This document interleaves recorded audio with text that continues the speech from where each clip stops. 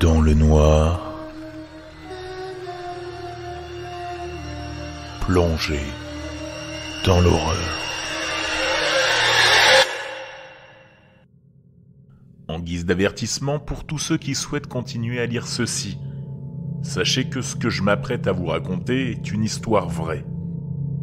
Le déni ne vous apportera aucun réconfort, mais dans ce cas, l'ignorance est probablement une bénédiction. En 1817, un homme nommé John Bell a acheté une grande quantité de terres agricoles dans le comté de Robertson, dans le Tennessee. Peu de temps après avoir emménagé sur la propriété, Bell a abattu un étrange animal dans son champ de maïs. Il l'a décrit comme ayant la tête d'un lapin et le corps d'un chien. L'événement a déconcerté les médecins locaux, car une telle chose ne devait même pas être possible.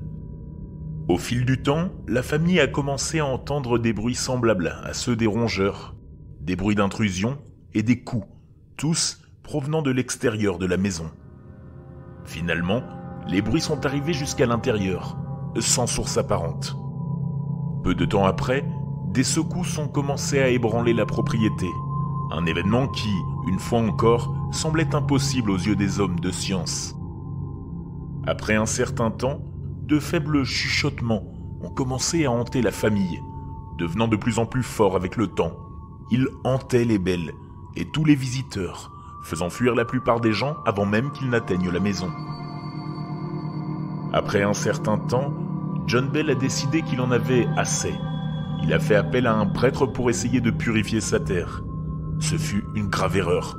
L'esprit s'est moqué des tentatives insignifiantes du saint homme pour l'arrêter, et il est devenu violent. Des tables et des chaises ont été jetées sur lui alors qu'il tenait un crucifix et de l'eau bénite entre ses mains. Se pourrait-il que Dieu lui-même soit impuissant face à ce monstre ? Le prêtre a survécu, mais a eu 6 points de suture et de nombreux os cassés.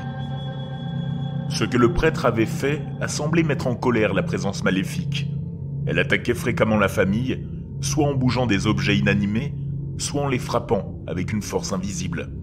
À tout moment, la famille savait qu'elle était en danger. Comme on peut l'imaginer, la nouvelle de ces événements a circulé rapidement. Beaucoup ont visité la ferme pour voir s'il y avait vraiment des voix et des secousses, mais sont repartis rapidement après avoir ressenti l'un ou l'autre. Un courageux sceptique a choisi de rester une nuit et a été accueilli dans la chambre d'amis de la maison.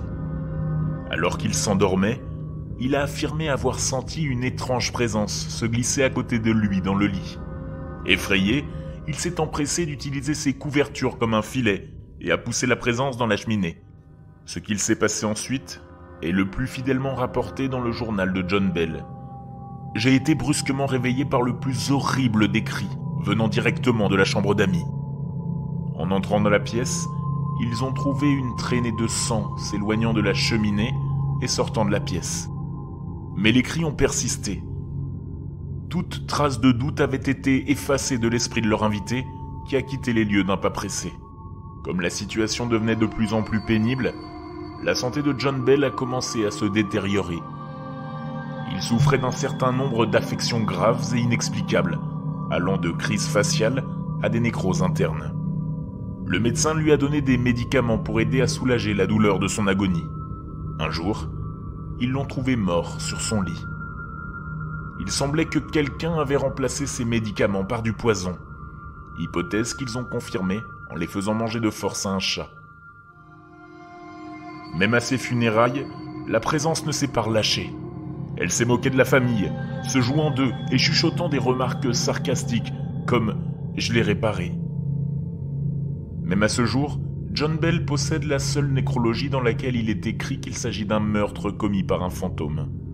On dit que si vous vous rendez dans la propriété, vous pouvez encore sentir une présence sombre et malveillante, bien qu'elle soit nettement plus calme aujourd'hui qu'elle ne l'était au départ.